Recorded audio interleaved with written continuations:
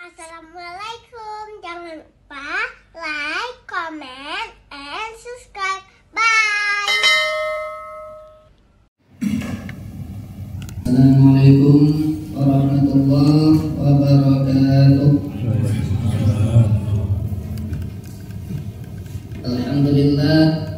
Alhamdulillahirabbil alamin. Wassalatu wassalamu ala asyrafil anbiya'i wal mursalin wa ala alihi wa sahbihi ajma'in.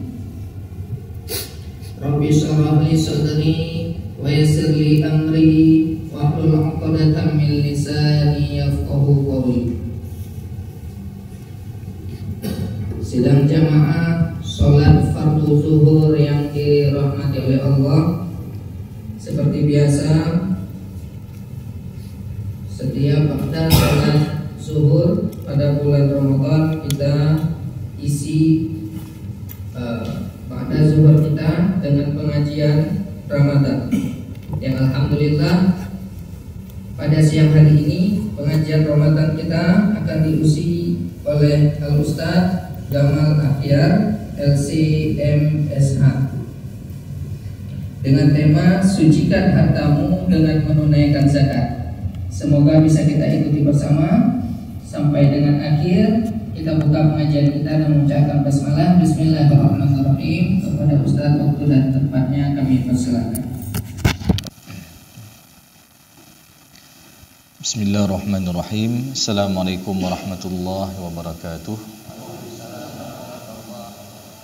Alhamdulillah alladzi bi ni'matihi tatimmus shalihat wa bi fadlihi tatanazzalul barakatu wal khairat wa bi taufiqihi tatahaqqaqul maqasid wal ghayat.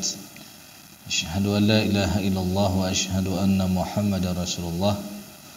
Allahumma salli wa sallim ala sayyidina Muhammad wa ala alihi wa sahbihi ajma'in. Amma ba'du. Kaum muslimin dan kaum muslimat sidang jamaah salat zuhur yang dimuliakan oleh Allah Subhanahu wa taala. Pertama-tama marilah kita menjadikan puji dan syukur kita kepada Allah Subhanahu wa taala yang masih memberikan kita nikmat iman, nikmat sehat dan juga nikmat kesempatan untuk bisa melaksanakan salat zuhur secara berjamaah. Mudah-mudahan salat yang telah kita kerjakan tadi menjadi salat yang makbul dan diterima di sisi Allah Subhanahu wa taala. Amin. Salawat dan salam tak lupa pula kita sampaikan kepada Nabi Muhammad sallallahu alaihi wasallam, Rasulullah sebagai qudwah hasanah, Rasulullah sebagai suri tauladan yang baik yang patut kita contohi dalam kehidupan kita sehari-hari. Bapak Ibu yang dimuliakan oleh Allah Subhanahu wa taala, alhamdulillah kita hari ini memasuki hari ke-22 Ramadan. Dan tentu sudah banyak amalan-amalan yang telah kita kerjakan, mulai daripada puasa di siang harinya di bulan suci Ramadan, kemudian malamnya kita menghidupkan dengan salat tarawih, salat qiyamul lail, dan juga qiraatul Quran, dan juga amalan-amalan yang lainnya. Namun jangan kita lupakan di sana juga ada satu amalan yang tak kalah pentingnya, yaitu yang berkenaan dengan amalan zakat. Bicara tentang masalah zakat, berarti kita membicarakan tentang sesuatu hal yang penting dalam agama kita. Bicara tentang masalah zakat, berarti kita membincangkan salah satu daripada rukun Islam yang 5. Dan bicara tentang masalah zakat, ini juga sama kedudukannya ketika kita membincangkan dengan masalah salat. Karena dalam Al-Quran selalu disandingkan antara salat dengan zakat. Bahkan diulang-ulang dalam Al-Quran hampir 30 kali pengulangan dalam Al-Quran. Wa aqimus salah wa atuz zakah. Dirikanlah salat dan tunaikanlah zakat. Kemudian jemaah yang muliakan oleh Allah Subhanahu wa taala, kita mengetahui bahwasanya zakat ini diwajibkan. Ini secara sejarahnya kita juga harus mengetahui awal mula disyariatkannya zakat itu di tahun kedua Hijriah. Sama ketika awal mula Allah mewajibkan puasa Ramadan. Itu di tahun kedua Hijriah. Maknanya di tahun kedua setelah Rasulullah hijrah dari Makkah menuju ke Madinah. Dan juga kita mengetahui zakat ini juga termasuk ibadah yang sangat lama bahkan diamalkan oleh nabi-nabi terdahulu. Sebagaimana Nabi Isa alaihissalam juga pensyariatan di masa Nabi Isa, di sana juga ada zakat. Dari mana kita mengetahui? Ketika kita membaca surat Maryam, ketika Nabi Isa berkata, "Qala inni 'abdullah." Sesungguhnya aku adalah hamba Allah, ataniyal kitaba wa ja'alani nabiyya. Yang mana Allah Subhanahu wa taala telah memberikanku Alkitab dan menjadikanku sebagai seorang nabi. Wa ja'alani mubarakan aynama kuntu, dan Allah memberkatiku dimanapun aku berada. Wa awsani bis salati waz zakati ma dumtu hayya, dan Allah telah mewasiatkan kepadaku, maknanya Allah wajibkan atasku agar aku mendirikan salat dan menunaikan zakat selama aku hidup. Jadi Nabi Isa dulu dan umatnya juga ada pensyariatan zakat. Dan jamaah yang muliakan oleh Allah Subhanahu wa taala, tentu ketika kita membicarakan praktek zakat, khususnya yang ada di Aceh, ada sebuah kutipan yang saya ambil daripada ungkapan Kepala Baitul Mal Aceh yang mengatakan bahwasanya apa?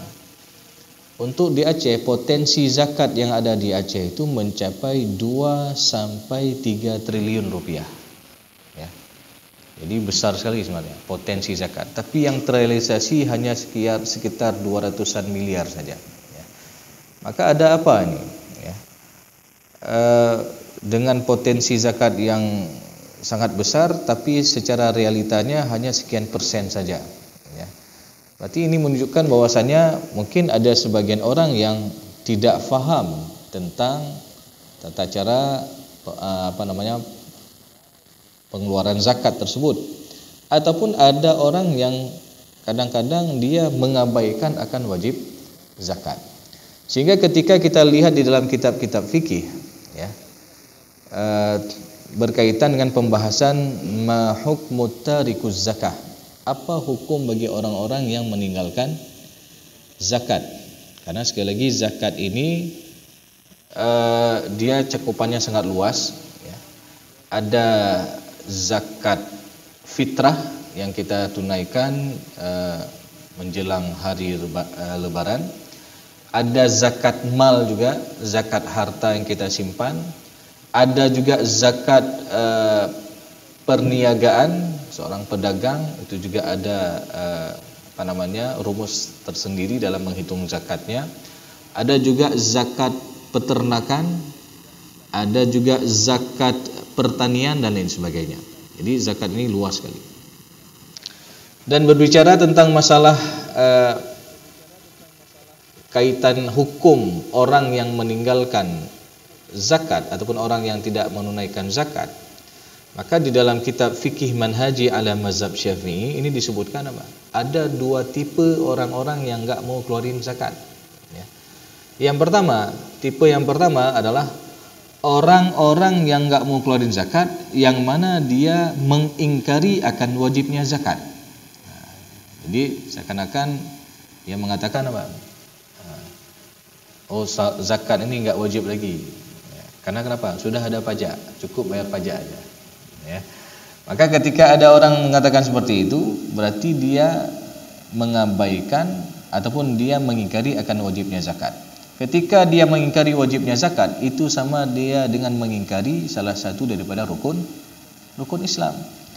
Maka kata para ulama di sini dalam kitab fikih manhaji ala mazhab Syafi'i, fa innahu yakfuru bidzalika wa yartaddu 'anil Islam. Maka bagi orang-orang yang ingkar kepada zakat itu dianggap dia telah kafir dan murtad, keluar daripada agama Islam. Sehingga wajib atas seorang imam, seorang pemimpin, seorang orang tua untuk menyuruh dia bertaubat kepada Allah Subhanahu wa taala atas maksiat daripada dia tidak menunaikan zakat. Jadi kita ketahui bahwasanya maksiat itu bukan hanya ketika kita mengerjakan apa yang dilarang, tapi ketika kita tidak mengerjakan apa yang diperintahkan oleh Allah, itu juga salah satu bentuk maksiat, ya. Jadi ketika ada orang ingkar zakat, maka wajib atas seorang imam, seorang pemimpin, seorang orang tua untuk menyuruh dia bertobat. Lalu kalau dia nggak mau bertobat dan meninggal dalam keadaan ingkar zakat, ya, maka kata para ulama di sini, nggak boleh dia dimandikan, nggak boleh dia dikafankan, nggak boleh dia disalatkan, dan nggak boleh dikuburkan di kuburan kaum muslimin, li'annahu laysa minhum, karena dia bukan bagian daripada kaum muslimin. Jadi tegas sekali masalah zakat ini, ya.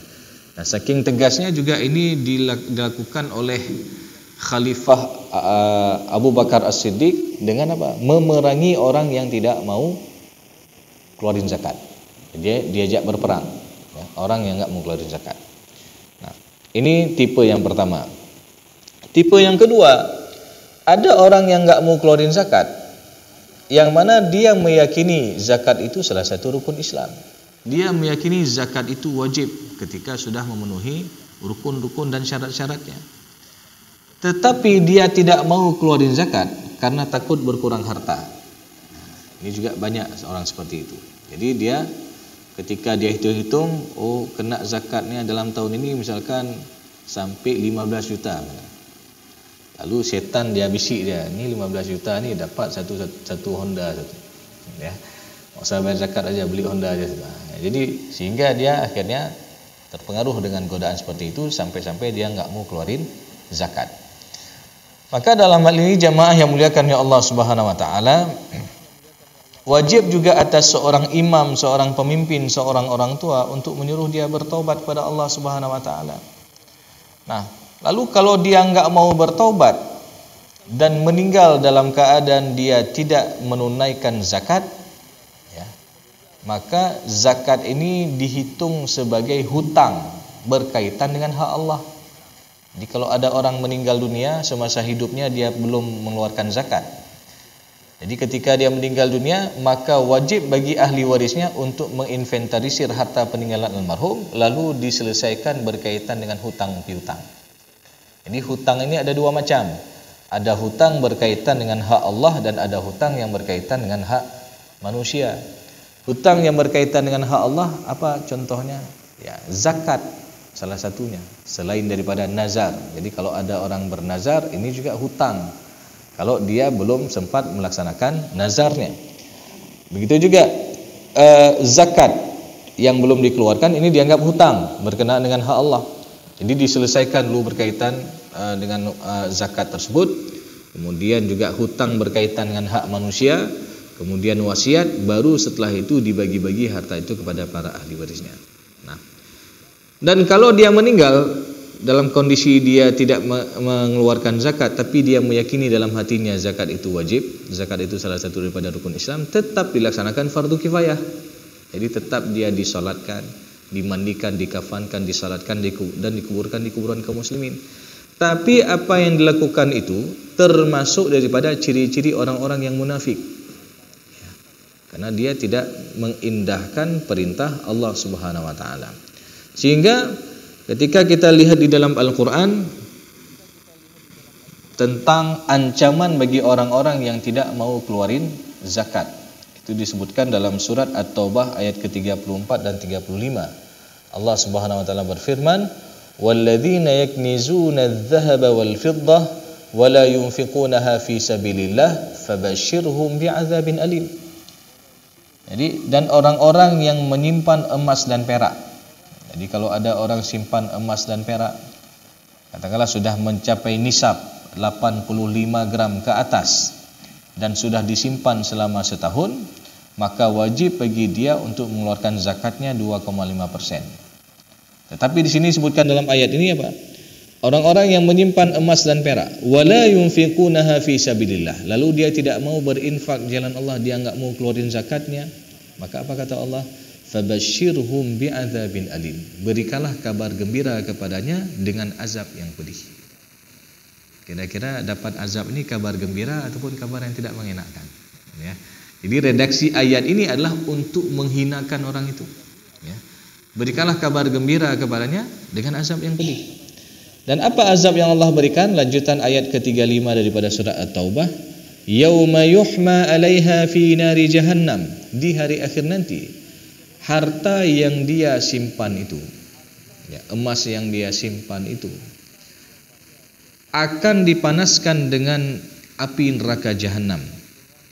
Ketika dia menjadi lempengan emas yang panas, fatukwa biha jibahuhum wa junubuhum wa zuhuruhum, lalu ditempel dan digosok di 3 bagian anggota tubuh.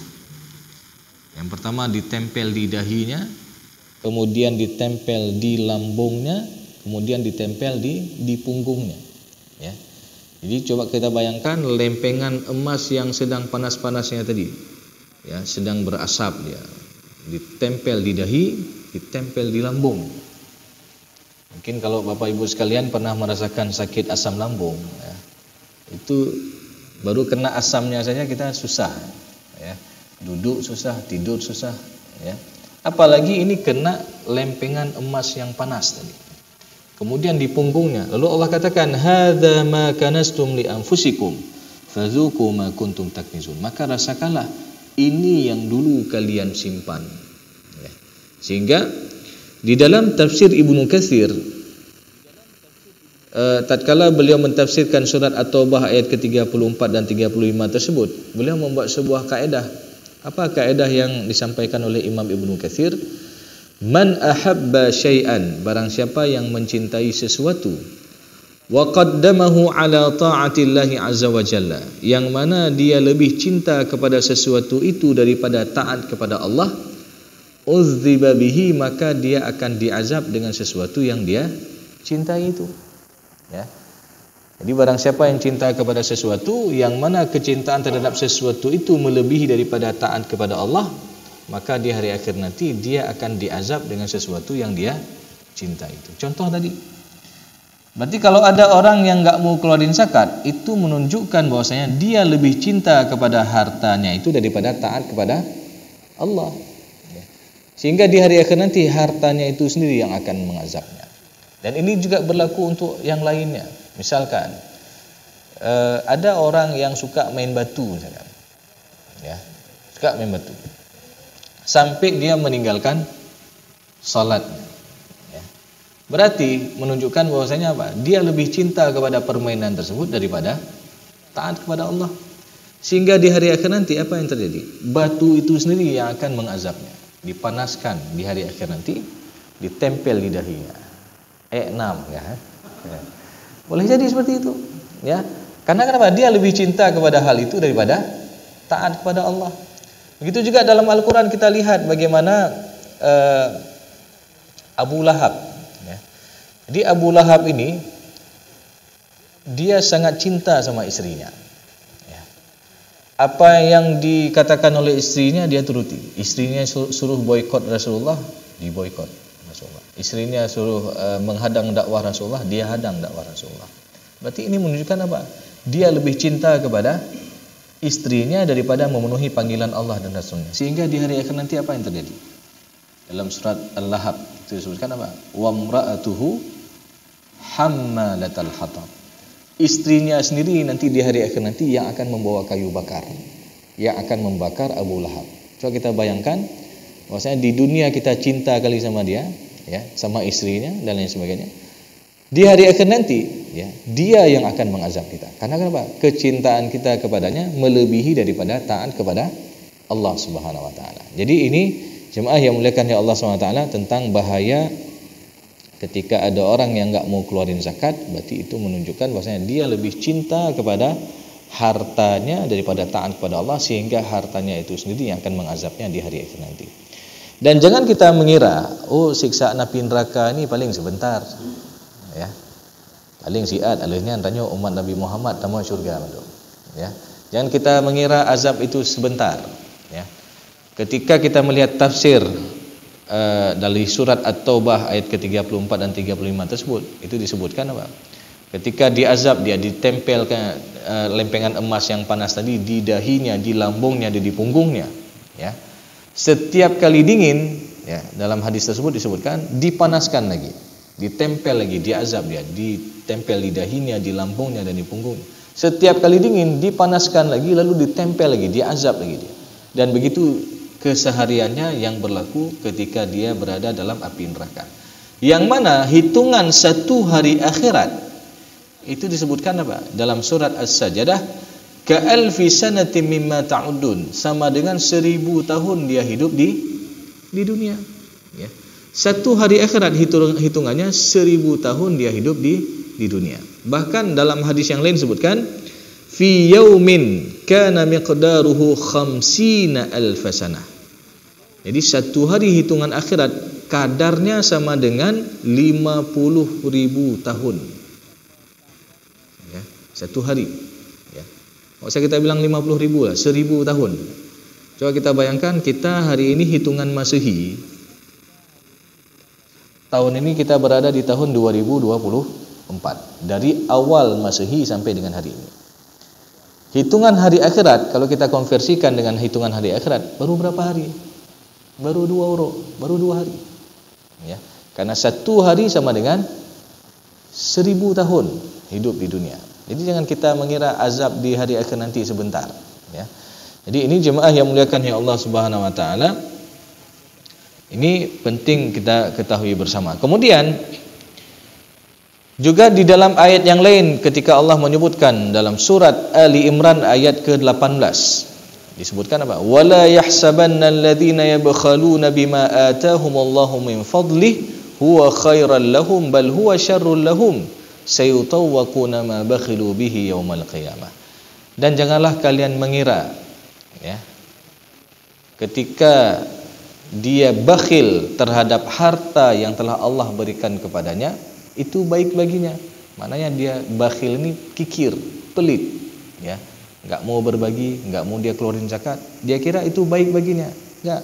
Bal huwa syarrul lahum, bahkan itu buruk bagi mereka. Sayutawwaquna ma bakhilu bihi yaumal qiyamah. Lalu Allah katakan apa? Di hari akhir nanti hartanya itu yang akan melilitnya di lehernya. Dan ini juga dijelaskan dalam hadis Rasulullah yang lain, makna daripada hartanya itu akan dikalungkan di hari akhir nanti, ya. Disebutkan dalam hadis Rasulullah yang lain, man atahu Allahu malan, barang siapa yang diberikan harta oleh Allah Subhanahu wa taala, falam yuaddi zakatahu, lalu dia tidak mau mengeluarkan zakatnya, mustilalahu sujaan aqra, maka di hari akhir nanti hartanya itu akan berubah menjadi seekor ular yang akra. Mana akra ini apa? Di bagian kepalanya itu tidak ada lagi sisik, ya. Lahu zabibatan, dan di sisi bibirnya itu mengeluarkan buih, saking banyaknya bisa yang dikandung di kepala ular tersebut. Lalu ular itulah yang akan melilitnya, ya, melilit lehernya di hari akhir nanti. Lalu dia mematok tangan orang yang enggak keluarin zakat, seraya dia berkata, ana maluka, aku adalah hartamu, ana kanzuka, aku adalah apa yang kamu simpan dahulu. Ya. Maka ini jemaah yang muliakan ya Allah Subhanahu wa taala, sejatinya ketika kita mengeluarkan zakat itu sebenarnya bukan untuk orang lain, tapi untuk kemaslahatan diri kita sendiri. Walaupun peruntukannya untuk orang fakir, miskin dan seterusnya, tapi sebenarnya fungsi daripada zakat itu sebagaimana juga Allah sebutkan dalam Al-Qur'an, khudz min amwalihim shadaqatan tutahhirhum wa tuzakkihim biha. Diambillah sebagian daripada harta mereka dan sebagai sedekah yang wajib. Ini fungsi daripada amil, ya, untuk mengambil harta daripada orang-orang yang sudah mencapai nisab dan haul selama setahun, yang fungsinya untuk apa? Tutahhirhum wa tuzakkihim biha, untuk membersihkan harta mereka daripada hak-hak orang lain dan juga membersihkan jiwa mereka daripada sifat-sifat yang kotor. Jadi sifat kikir, sifat tamak, sifat serakah ini bisa hilang dengan kita mengeluarkan zakat dari harta yang wajib dizakati. Dan juga di dalam ayat yang lain dalam surat Al-Ma'arij ayat ke-19 Allah Subhanahu wa taala menyebutkan tentang sifat dasar manusia. Jadi sifat dasar manusia itu disebutkan apa? Dalam surah Al-Ma'arij ayat ke-19, innal insana khuliqa halu'a. Jadi manusia itu dia suka berkeluh kesah. Idza massahu syarru jazua, ketika dia diberikan kekurangan harta, dia mengeluh. Ya Allah, kenapa sikit kali ya Allah? Ya Allah, kenapa seperti ini ya Allah? Wa idza massahul khairu manu'a, dan ketika dia diberikan nikmat, ya, diberikan rezeki yang banyak, dia jadi kikir, enggak mau berbagi, bahkan dia enggak mau keluarin zakat, ya. Jadi ini adalah sifat dasar manusia, ya. Lalu sifat ini Allah kecualikan bagi siapa? Illal musallin, kecuali bagi orang-orang yang salat. Alladzina hum ala salatihim daimun, orang-orang yang senantiasa menjaga salatnya. Walladzina fi amwalihim haqqum ma'lum, orang-orang yang mengetahui pada hartanya itu ada hak orang lain. Lis-sa'ili wal mahrum, untuk orang yang meminta-minta ataupun orang yang tidak minta-minta. Ya. Jadi mustahil ketika ada orang yang salat dengan benar-benar salat, dia enggak mau keluarin zakat. Berarti kalau hari ini kita lihat ada orang salat tapi dia enggak mau keluarin zakat, berarti ini ada masalah dengan salatnya, ya.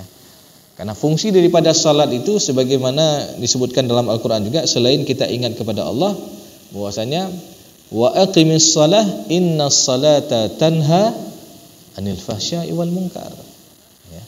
Jadi enggak mungkin ada orang salat tapi dia mengabaikan kewajiban yang Allah wajibkan dari hartanya, ya, termasuk keluarin zakat.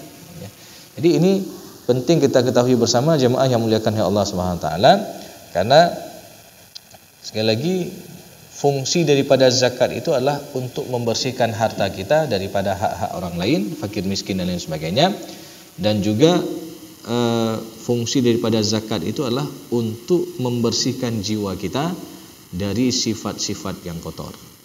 Kita semua kan Ramadan ini menuntun kita menuju kepada ketakwaan, ya.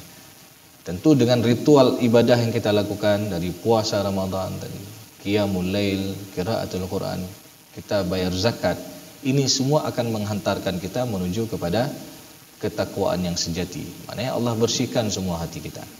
Sehingga jemaah yang muliakan ya Allah Subhanahu wa taala, di akhir juga Rasulullah menyebutkan, yaqulu ibnu Adam, anak Adam itu akan berkata, mali mali mali, hartaku hartaku dan hartaku.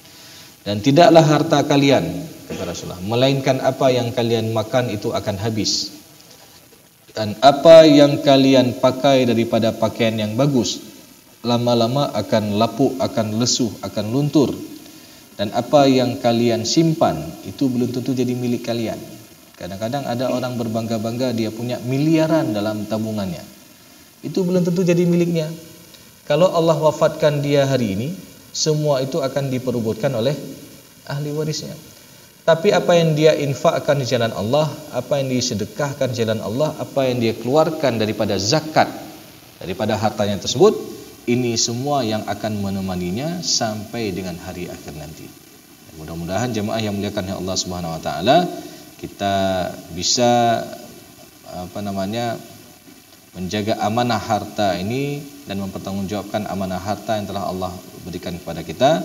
Dan mudah-mudahan kita doakan juga harta yang kita miliki ini, ketika kita mampu membelanjakan di jalan Allah, dengan banyak kita bersedekah, kita keluarin zakat dan lain sebagainya, sehingga harta ini di hari akhir nanti akan menarik kita menuju ke dalam syurganya Allah Subhanahu wa taala. Amin ya rabbal alamin. Mungkin ini saja sebagai mukadimah, mungkin ada yang bertanya, kita persilakan.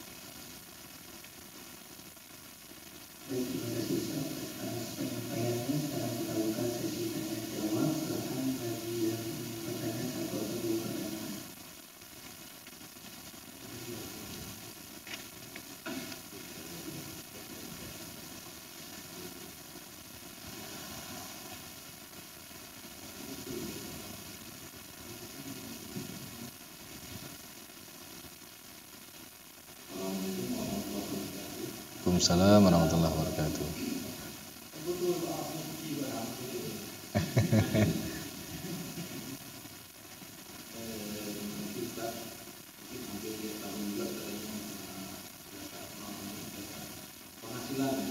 Ya.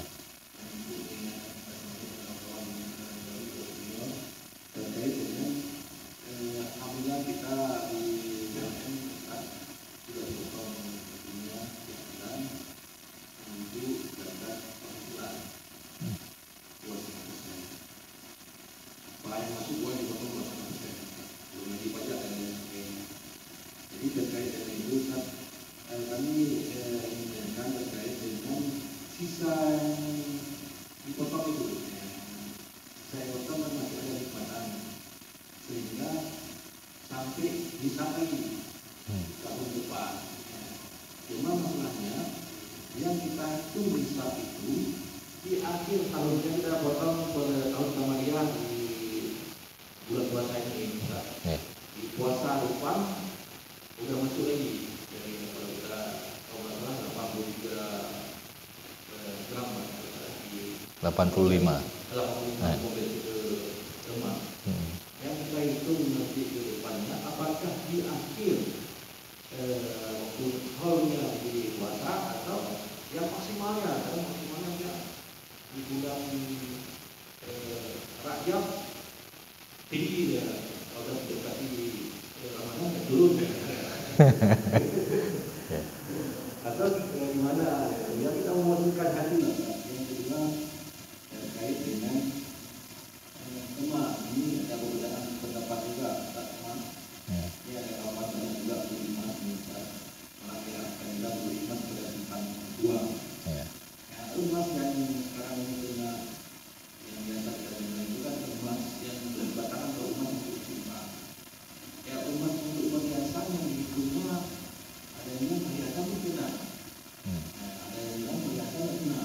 Samping bahasa sampingnya itu emas bisa banyak bisa besar. Pakai kan sekarang lagi ngetrend juga pakai bisa besar.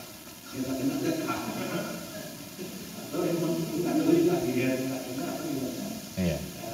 Ini satu lagi terkait nggak ada hubungan dengan zakat, mungkin terkait dengan suku kafir terkait dengan itikaf.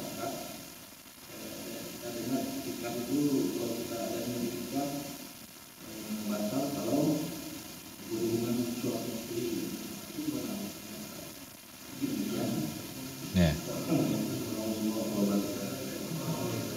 Assalamualaikum warahmatullahi wabarakatuh.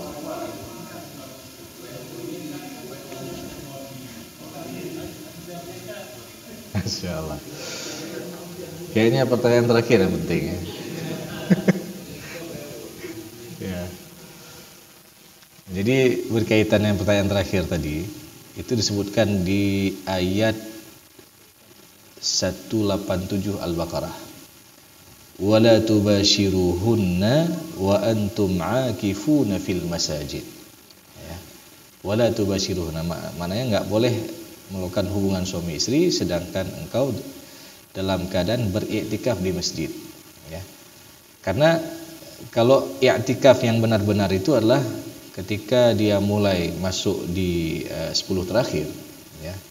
Dan itu dia enggak keluar dari masjid, ya. Kecuali ada hajat, ya. Nah, itu yang paling afdal, ya. Kalaupun memang kita ada keperluan dan lain sebagainya, boleh juga sebenarnya setiap kita masuk ke masjid itu kita niatkan niat i'tikaf. Tapi yang dimaksud i'tikaf di 10 hari terakhir ini adalah i'tikaf masuk ke masjid dan dia enggak keluar lagi. Maknanya keluar untuk beli bekal dan sebagainya itu masih diperbolehkan karena ini hajat, dikira hajat.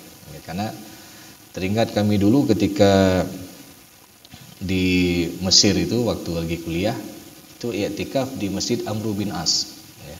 Di Masjid Amr bin As ini termasuk masjid pertama yang ada di Mesir. Itu berdampingan dengan gereja yang paling besar juga yang ada di Mesir, ya.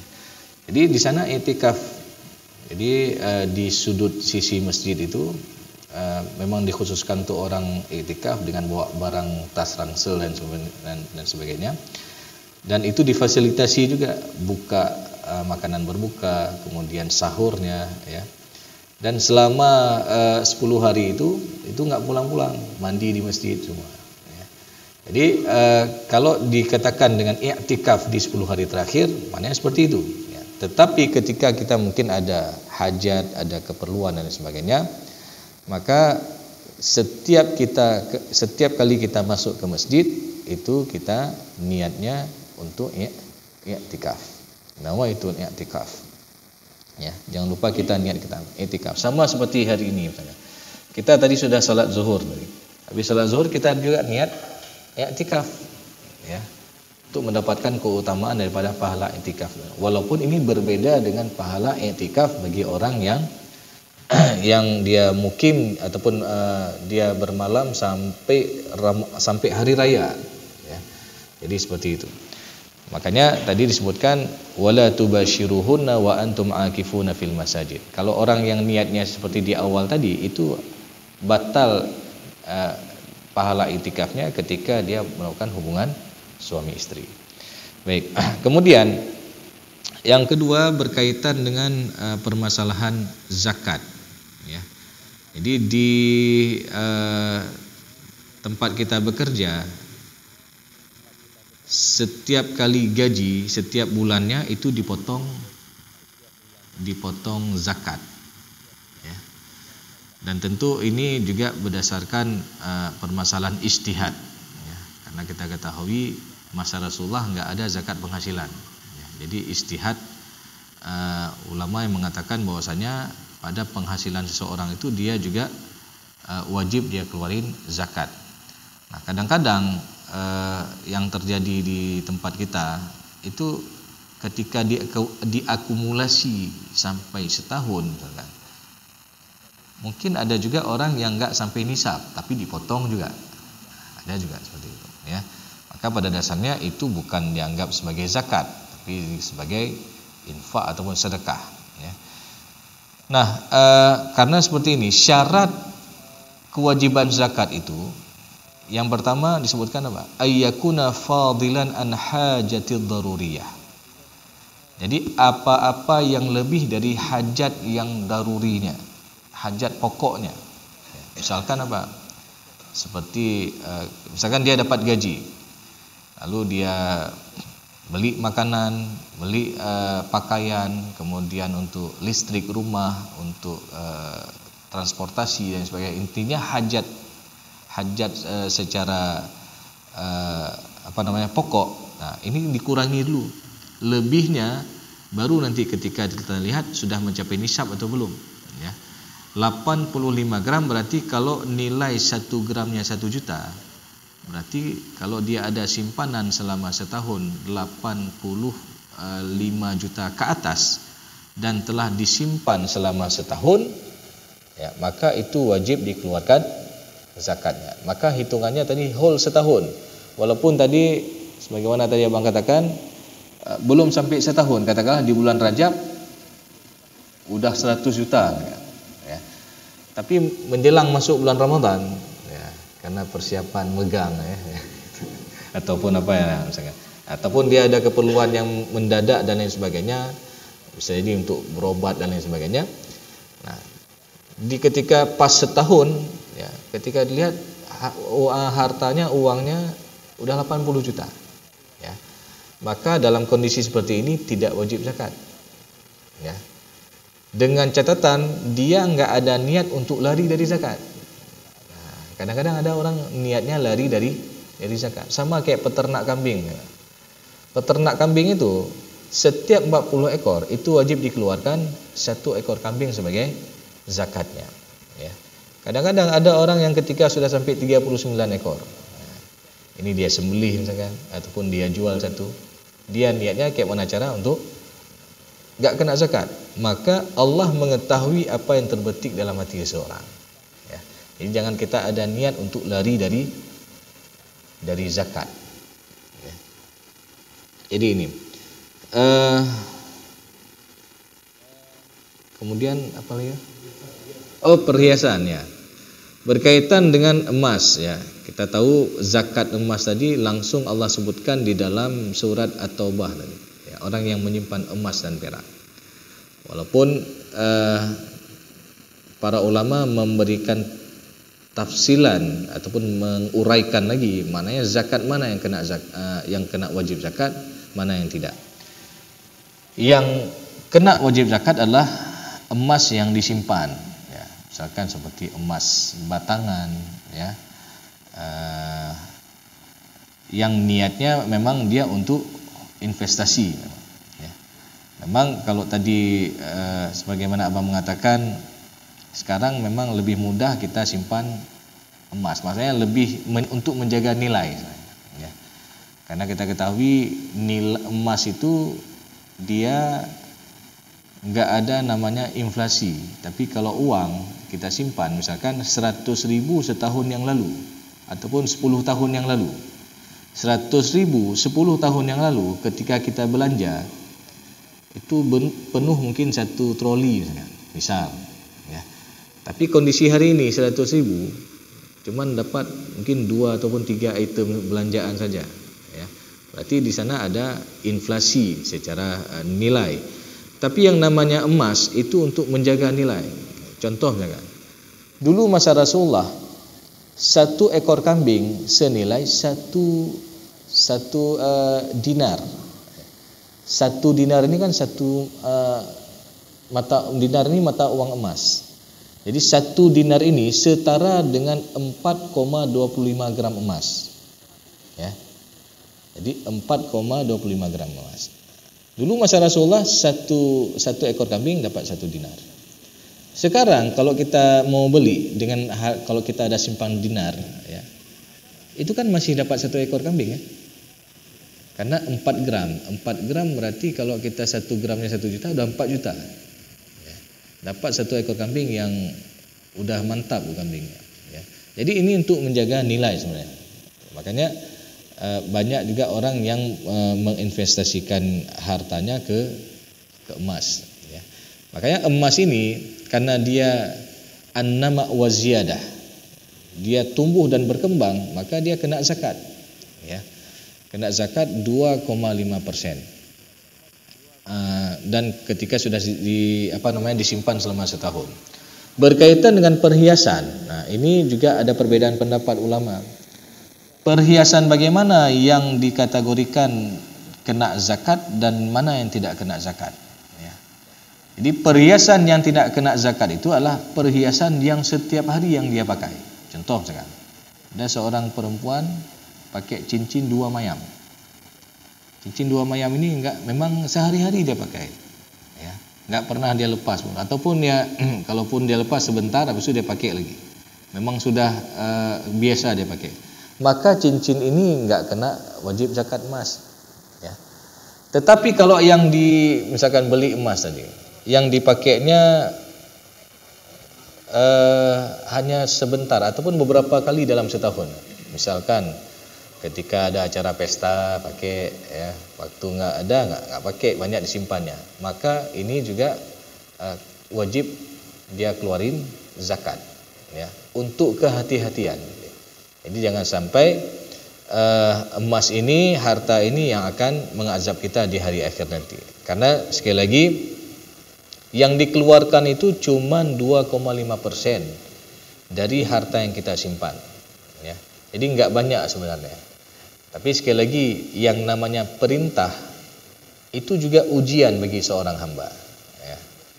Jadi adanya larangan, adanya perintah itu semua adalah ujian, ya. Ketika Allah memerintahkan kita untuk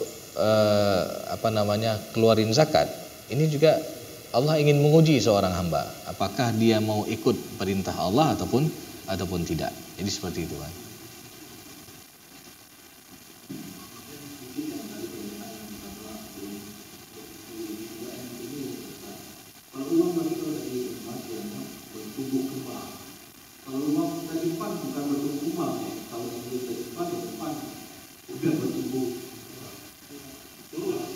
Ya.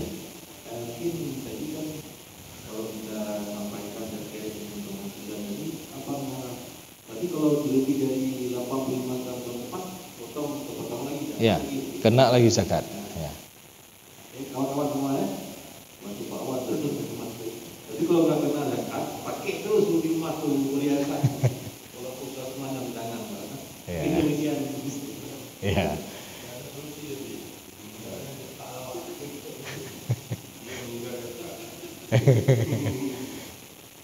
Ya, silakan, Pak.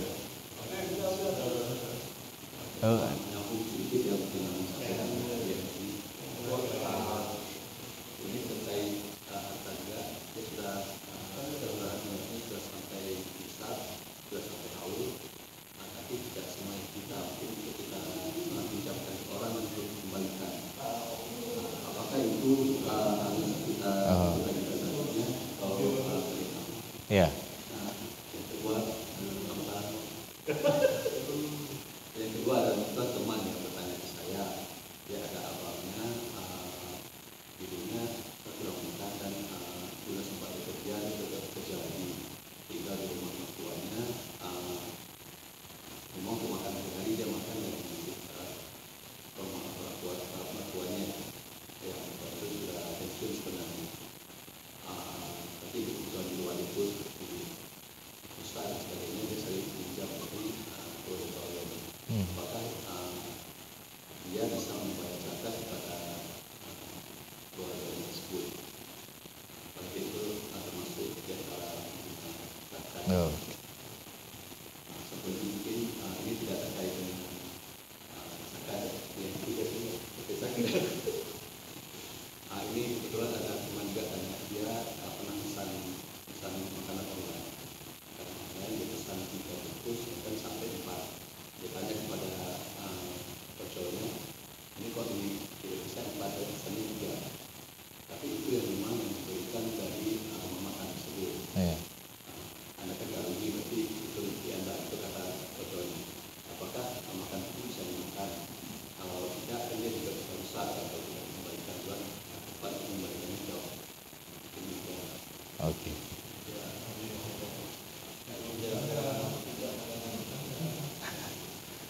Baik, terima kasih Bang atas pertanyaannya.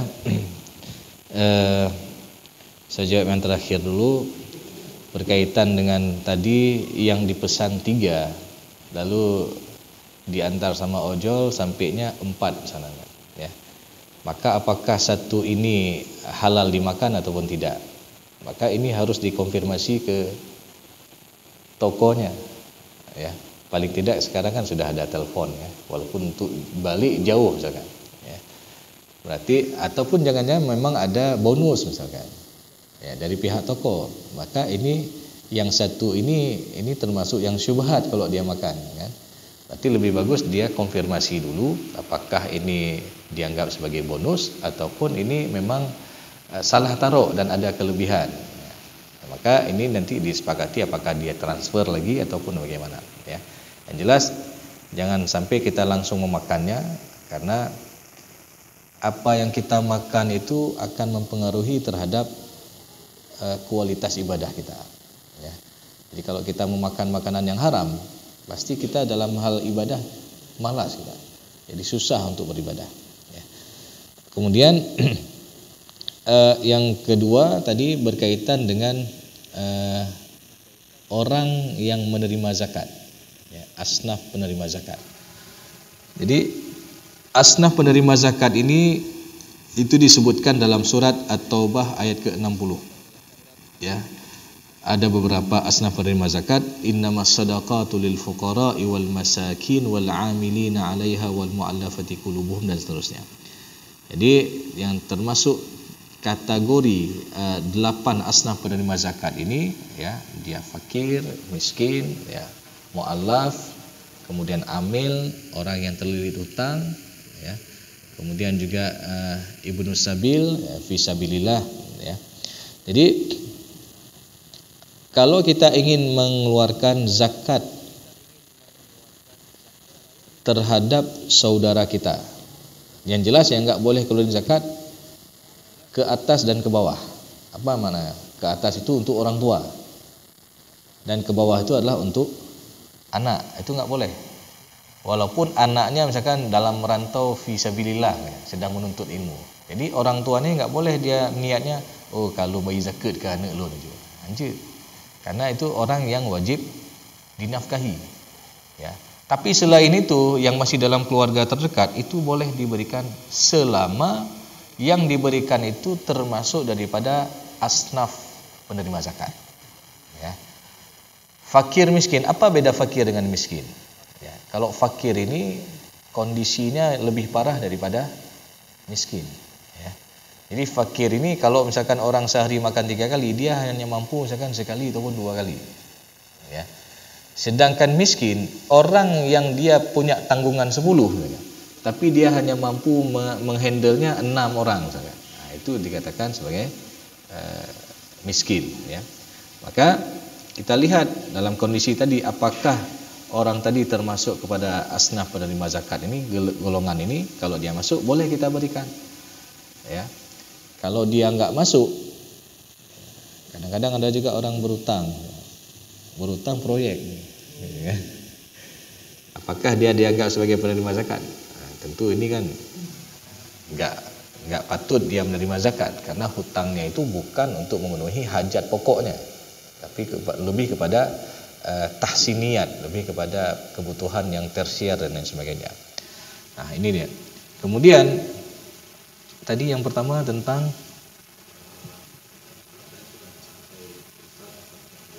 yang dipinjam ya. Maka pinjaman ini ada dua model nih. Ada katakanlah piutang yang mungkin kembali. Ada juga piutang yang nggak mungkin kembali. Karena ketika kita kasih pinjaman, orang itu nyosan mungkin balik, ya, karena kondisi dia mungkin susah sekali dan lain sebagainya. Ya. Maka kalau piutang itu yang mungkin untuk kembali itu dihitung juga. Sama seperti zakat perniagaan orang yang jualan. Itu rumus zakatnya yang pertama dihitung apa? Modalnya. Modal ditambah keuntungan ditambah dengan piutang yang mungkin kembali. Dikurangi hutang kalau ada hutang. Nah, baru setelah dilihat apakah dia mencapai nisab atau tidak.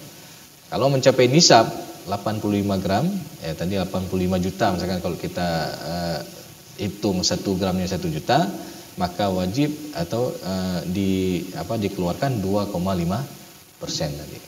Jadi tetap dilihat apakah piutang ini bisa kembali ataupun tidak. Jadi kalau kan kita bisa melihat kan kondisi orang yang pinjam uang sama kita, ini nggak mungkin kembali, ya karena kondisinya mungkin sehari-harinya dia susah mungkin, ya. Berarti nggak usah kita hitung lagi sebagai harta yang akan kita keluarin zakat. Tapi kalau mungkin untuk kembali, maka ini kita hitung seperti itu.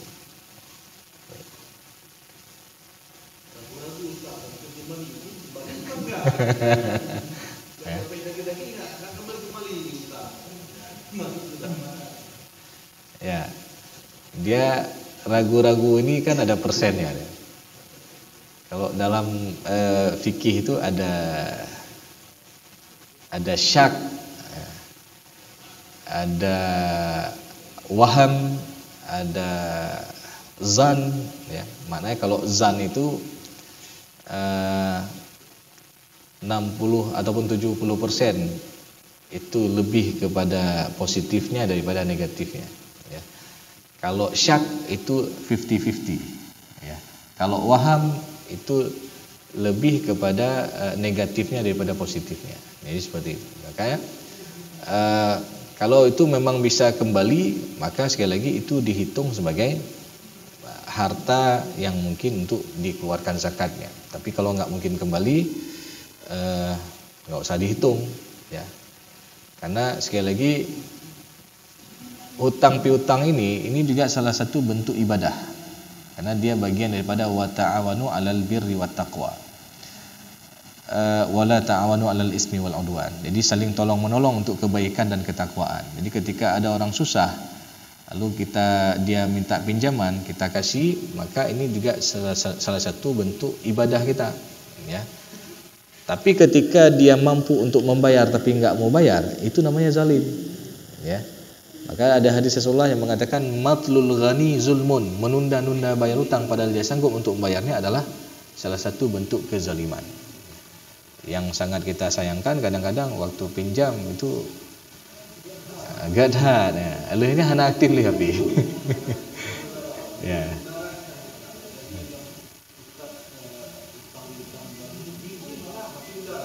Ya. Ya. Jadi ya sama ketika orang yang meninggal dunia, berarti kan itu selalu disampaikan ketika pelepasan jenazah, kalau almarhum ada hutang piutang, maka mohon beritahukan kepada ahli waris. Kalau hutang ini mau dimaafkan, tentu ini menjadi amal jariah bagi si pemberi hutang. Tapi kalau enggak mau dimaafkan karena besar dan sebagainya, maka ini harus diselesaikan oleh ahli waris. Seperti itu. Baik. Baik, karena waktu juga yang membatasi kita, mungkin kita padai pengajian kita pada siang hari ini. Semoga apa yang kita sampaikan bisa bermanfaat dan bisa kita amalkan. Amin. Kita tutup pengajian kita dengan mengucapkan hamdalah, alhamdulillah. Alhamdulillah rabbil alamin. Mohon maaf dari kami jika ada dalam penyampaian dan kesalahan kata. Seperti biasanya kita sebelum kita buat kita berdoa bersama terlebih dahulu. Demikian dari kami. Assalamualaikum warahmatullahi wabarakatuh. Waalaikumsalam warahmatullahi. Terima kasih.